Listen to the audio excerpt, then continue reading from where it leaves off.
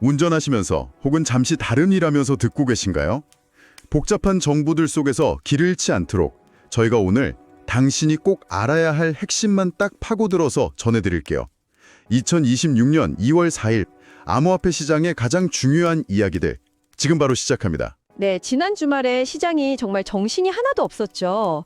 가격이 그냥 훅 떨어졌다가 겨우 아주 조금 회복하는 모습을 보였는데요.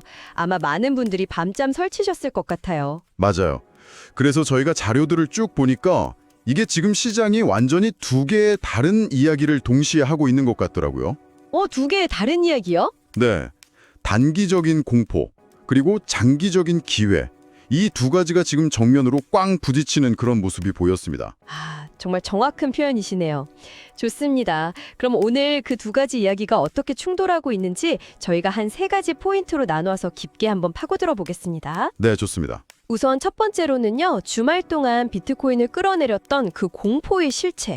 도대체 강제 청산이 뭐고 왜 일어났는지 그 원리를 한번 파헤쳐볼 거고요. 네네. 그리고 두 번째는 이런 공포 속에서 기관 투자자들은 왜 조용히 지갑을 열었을까? 그들이 보는 큰 그림은 뭘까? 이걸 좀 살펴봐야 할 것 같아요. 개인들은 파는데 기관은 산다. 이거 중요하죠. 그렇죠. 그리고 마지막으로 이런 혼란 속에서 이더리움이나 리플 같은 다른 코인들은 지금 각자 어떤 상황인지도 한번 확인해 보겠습니다. 좋습니다. 그럼 바로 첫 번째 이야기. 시장을 그야말로 공포로 몰아넣었던 비트코인의 급락부터 시작해보죠. 저희가 자료를 보니까 주말 동안 가격이 7만 5천 달러 선까지 그냥 수직으로 떨어졌어요. 네, 정말 아찔했죠. 그러다가 지금은 7만 8천 달러 선을 겨우 지키고 있는데 이 급락의 가장 큰 원인이 바로 레버리지 포지션의 강제清산 때문이라고요? 맞습니다. 여러 분석들이 공통적으로 지적하는 부분인데요. 이 강제 청산이라는 게 뭐랄까 암호화폐 시장의 변동성을 정말 극대화시키는 주범 중 하나거든요. 레버리지 그리고 강제 청산 이 단어들이 사실 좀 어렵게 들릴 수 있거든요. 네, 맞아요. 이걸 정말 처음 듣는 분들도 바로 이해할 수 있게 초등학생도 알아들을 수준으로 한번 풀어주실 수 있을까요? 물론이죠. 레버리지는요, 아주 간단하게 말해서 빚내서 투자하기라고 생각하시면 돼요. 예를 들어 제가 100만 원을 가지고 있는데 거래소에서 900만 원을 더 빌리는 거예요. 제 돈은 100만 원인데 1000만 원어치를 사는 거군요. 바로 그거죠. 가격이 오를 거라고 모든 걸 거는 거예요. 그래서 만약에 코인 가격이 10%만 올라도 제 원금 100만 원이 2배가 되는 마법을 경험할 수 있죠. 와, 하지만 반대로 10%만 떨어지면 어떻게 될까요? 1000만 원에 10%니까 100만 원 손실. 그럼 제 원금 100만 원이 그냥 사라지는 거네요. 정확합니다. 바로 그 순간 돈을 빌려준 거래소 입장에서는 큰일이 나는 거죠. 빌려준 900만 원까지 떼일 위험이 생기니까 더 떨어지기 전에 제 의사랑 상관없이 그냥 시장에 다 팔아버리는 겁니다. 그게 바로 강제청산이군요. 네. 그리고 이게 정말 무서운 이유는 연쇄 반응 때문이에요. 한 사람의 포지션이 청산되면서 매도 물량이 쏟아져 나오면 가격이 하락하죠. 그럼 그 하락한 가격 때문에 아슬아슬하게 버티던 또 다른 사람이 강제 청산 기준에 도달해요. 그럼 또 매물이 쏟아지고 가격은 더 하락하고. 와, 도미노가 무너지듯이 그냥 와르르 쏟아져 내리는 거네요. 맞습니다. 주말 동안 이런 식으로 수십억 달러, 우리 돈으로 수조 원에 달하는 매물이 한꺼번에 터져 나온 겁니다. 듣기만 해도 끔찍하네요. 결국 시장 참여자들의 과도한 탐욕이 연쇄 폭발을 일으킨 내부적인 문제였군요. 근데 여기에 불을 붙인 외부 요인도 있었다면서요? 네, 거시경제, 그러니까 세계 경제의 불확실성이 기름을 부은 격이었어요. 특히 미국 중앙은행 연준의 차기 의장 후보로 케빈 워시라는 인물이 거론된 게 결정적이었습니다. 케빈 워시요? 네, 이 인물이 시장에서는 아주 유명한 매파거든요. 매파라면 비둘기파의 반대? 그러니까 시장에 돈을 풀기보다는 금리를 올려서 돈줄을 죄는 걸 선호하는 강경파라는 뜻이죠. 그렇죠. 이 사람은 과거 연준 이사 시절부터 인플레이션을 잡으려면 선제적이고 강력하게 금리를 올려야 한다. 이렇게 계속 주장해온 인물이에요. 자산 가격에 거품 끼는 걸 극도로 경계하죠. 그럼 그런 사람이 연준 의장이 될 수도 있다는 소식만으로도 시장이 얼어붙은 거군요. 네, 앞으로 금리가 쉽게 내려가지 않을 거다. 돈 빌리기 더 어려워질 거다. 이런 공포가 순식간에 퍼진 겁니다. 금리가 높으면 아무래도 비트코인 같은 위험 자산보다는 안전한 은행 예금을 더 좋아하게 되니까요. 알겠습니다. 과도한 레버리지라는 폭탄이 쌓여 있었는데 연준 의장 교체 가능성이라는 불똥이 튀면서 한꺼번에 터져버렸다. 이렇게 정리가 되네요. 맞습니다. 그런데 여기서부터가 진짜 흥미로운 지점이에요. 그렇게 개인 투자자들이 공포에 질려서 막 던지고 있을 때 정반대의 움직임이 있었다고요? 바로 그게 오늘 이야기의 핵심입니다. 저희가 자료를 집중적으로 분석해 보니까요. 개인들이 공포에 팔 때 거대한 자금을 굴리는 기관 투자자들은 조용히 매수 버튼을 누르고 있었어요. 오, 월요일 하루에만 비트코인 현물 ETF를 통해서 약 5억 6천만 달러? 5억 6천만 달러요? 우리 돈으로 하면 어마어마한데요? 네, 7천억 원이 넘는 엄청난 돈이 순유입됐습니다. 며칠 동안 계속 돈이 빠져나가던 흐름을 완전히 그냥 뒤집어 버린 거죠. ETF가 결국 주식처럼 쉽게 비트코인을 사고 팔 수 있게 만든 금융상품이잖아요. 맞습니다. 그 덕분에 규제 때문에 직접 코인을 못 사던 거대 연기금이나 자산 운용사들이 시장에 들어올 수 있는 합법적인 통로가 열린 거고요. 이번 유입은 그 통로가 이제 공포라는 감정에 휘둘리지 않는 새로운 종류의 장기 투자자들을 시장에 데려왔다는 걸 명확하게 보여주는 사례죠. 하지만 기관들이 들어온다고 해서 무조건 바닥이라는 보장은 없지 않나요? 예전에도 기관들이 샀다가 더 크게 하락했던 적도 있었던 것 같은데요? 아, 정말 좋은 지적이세요.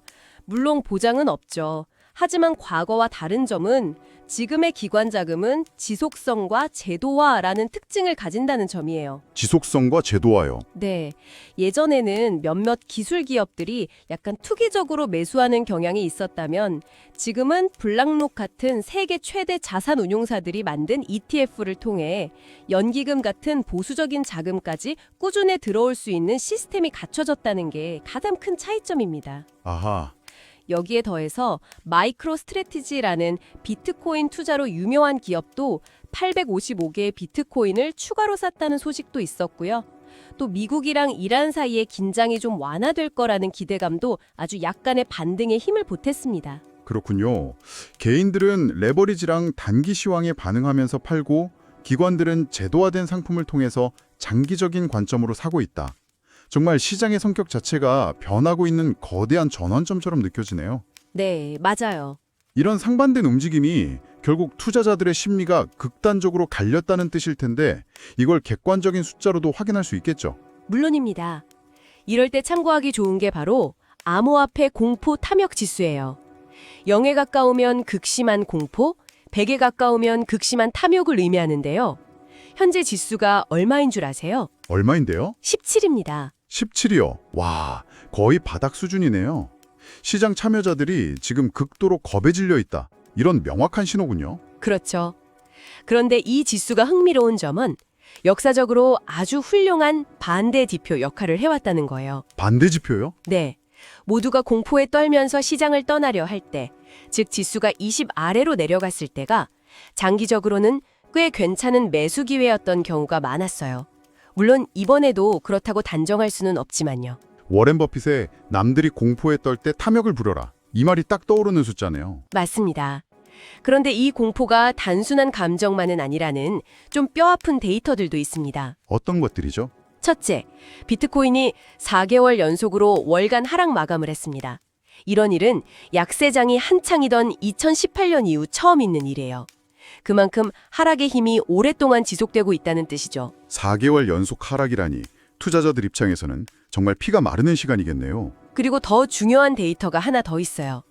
현재 비트코인 보유자의 46%. 46%요? 거의 절반이네요. 네, 거의 절반 가까이가 손실 상태, 즉 물려 있다는 겁니다. 지금 가격보다 더 비쌀 때 산 사람이 그만큼 많다는 뜻인데요. 이건 잠재적인 매도 폭탄이라고도 볼 수 있어요. 아, 이분들이 손실을 더 못 견디고 던지기 시작하면 아까 말했던 강제 청산과는 또 다른 차원의 투매가 나올 수도 있다. 이 말씀이시군요. 바로 그겁니다. 시장의 절반이 잠재적인 매도자라는 건 정말 엄청난 심리적 압박이죠. 와, 비트코인이 이 정도면 다른 코인들, 소위 알트코인들은 상황이 더 안 좋을 것 같은데요. 시장의 2인자, 이더리움은 어떤가요? 이더리움은 비트코인보다 상황이 더 좋지 않아요. 2300달러라는 중요한 지지선 아래에서 지금 힘을 전혀 못 쓰고 있고요. 네. 더 우려스러운 건 비트코인 현물 ETF로는 돈이 들어오는데 이더리움 현물 ETF에서는 오히려 자금이 빠져나가고 있다는 점입니다. 그건 왜 그런 거죠? 같은 ETF인데 왜 이렇게 반응이 다른가요? 그게 시장이 지금 이더리움의 미래에 대해서 확신을 좀 못하고 있다는 신호로 볼 수 있어요. 비트코인은 디지털 금으로서 가치를 인정받으면서 기관 자금이 들어오는 반면에 이더리움은 확장성 문제라던가 규제 불확실성 같은 여러 가지 숙제를 아직 안고 있거든요. 아, 그런 불안감이 자금 유출로 나타나고 있는 거군요. 네. 그럼 리플 XRP도 상황은 비슷한가요? 네. 리플 역시 1.6달러 회복이 좀 어려워 보이고요. 여러 기술적 지표들을 종합해봐도 강력 매도 신호가 뚜렷하게 나오고 있습니다. 단기적인 추세는 좋지 않다고 봐야죠. 가격 이야기만 하니까 계속 우울한 소식뿐이네요. 그런데 저희가 자료를 찾다 보니까 이 암울한 가격 이야기와는 전혀 다른 차원의 아주 재미있는 리플 소식이 하나 있더라고요. 아, 맞습니다. 현재 가격 흐름과는 완전히 분리해서 봐야 할 리플의 미래 가치를 보여주는 아주 중요한 사례가 나왔죠. 그게 뭔가요? 두바이의 한 다이아몬드 회사가요, 무려 2억 8천만 달러, 우리 돈으로 약 3,600억 원어치의 다이아몬드 재고를 리플의 기술 XRP 레저를 이용해서 토큰화 했다는 소식입니다. 토큰화. 요즘 많이 나오는 말이긴 한데 이게 정확히 뭔가요? 예를 들어 10억짜리 다이아몬드가 있다면 개인이 그걸 사기는 거의 불가능하잖아요. 이걸 어떻게 한다는 거죠? 바로 그 10억짜리 다이아몬드를요. 디지털 세상에서 10억 개의 조각으로 나누는 기술이라고 생각하시면 돼요. 각각의 조각을 토큰이라는 디지털 증표로 만드는 거죠. 10억 개로요? 네. 그럼 이제 누구나 단돈 1원만 있어도 그 10억짜리 다이아몬드의 지분 일부를 소유할 수 있게 되는 겁니다. 마치 주식처럼요. 와, 그럼 부동산이나 비싼 미술품처럼 지금까지는 부자들만 투자할 수 있었던 자산들을 이제 누구나 스마트폰으로 쉽게 사고 팔 수 있는 세상이 열리는 거네요. 바로 그겁니다. 이게 바로 블록체인 기술이 가져올 미래 금융의 모습이에요. 이번 다이아몬드 토큰화는 리플의 기술이 단순히 코인 가격 올리는 데만 쓰이는 게 아니라 이렇게 현실 세계의 자산을 디지털화하는데 실제로 그것도 수천억 원 규모로 쓰이고 있다는 걸 보여준 엄청난 사례입니다. 단기적인 가격 차트와는 비교할 수 없는 장기적인 가치를 증명한 거군요. 그렇죠. 자, 오늘 정말 깊은 이야기를 나눈 것 같네요. 한번 정리해 보겠습니다. 시장은 레버리지라는 과도한 빚이 연쇄적으로 터지고 또 매파적인 연준 후보가 등장하면서 거시경제 불안감이 겹쳐 공포에 휩싸였습니다. 네, 그 결과 투자 심리는 극심한 공포지수인 17을 기록할 정도로 얼어붙었고요. 비트코인 보유자의 절반 가까이가 손실을 보는 고통스러운 상황에 처했죠. 하지만 바로 그 공포의 한가운데서 기관 투자자들은 ETF라는 제도화된 통로를 통해 수천억 원을 투입하면서 미래를 보고 매수했습니다. 맞아요. 그리고 리플의 다이아몬드 토큰화 사례처럼 블록체인 기술이 실물 경제의 패러다임을 바꾸는 일도 계속해서 일어나고 있고요. 결국 지금 시장은 두 개의 전혀 다른 이야기가 충돌하는 지점이라는 말씀이 정말 와닿네요. 단기 투자자들은 공포지수 같은 과거 데이터에 갇혀서 팔고 있고 장기 기관 투자자들은 실물자산 토큰화 같은 미래의 가능성을 보고 사고 있는 거군요. 정확합니다. 이건 단순히 가격이 오르내리는 문제가 아니라 시장의 주도권과 관점이 이동하는 거대한 전환점으로도 볼 수 있는 거죠. 그래서 오늘 이 이야기를 들으신 당신께서 한번 생각해 보셨으면 합니다. 지금 시장을 뒤덮고 있는 이 극심한 공포는 우리가 아직 보지 못한 더 큰 하락의 전조일까요? 아니면 10년 뒤 전혀 다른 모습이 될 금융시장의 초입에서 현명한 투자자들이 조용히 미래를 사모으고 있는 기회의 시간일까요? 오늘 저희가 파고든 이야기 외에 더 실시간으로 시장 상황을 따라가고 싶으신 분들을 위해 저희가 평일 오전에는 라이브 생방송도 진행하고 있습니다. 네, 실시간 차트 분석과 시장에 영향을 미치는 중요한 뉴스들을 즉각적으로 전달해드리는 시황방송이니까요. 더 빠른 정보를 원하시면 꼭 한번 들러주세요. 오늘 이야기가 당신의 투자 여정에 조금이나마 도움이 되셨다면 저희 유튜브 채널 완전마구 구독과 좋아요 잊지 말고 꼭 부탁드립니다. 그리고 혹시 주변에 지금 시장 때문에 힘들어하거나 궁금해하는 분이 있다면 공유 기능을 통해 이 이야기를 널리 알려주세요. 당신의 그 작은 행동이 저희가 더 깊이 있고 유익한 컨텐츠를 만드는데 정말 큰 힘이 됩니다. 그럼 저희는 다음 시간에 더 깊이 파고들 만한 주제를 가지고 돌아오겠습니다. 지금까지 들어주셔서 감사합니다.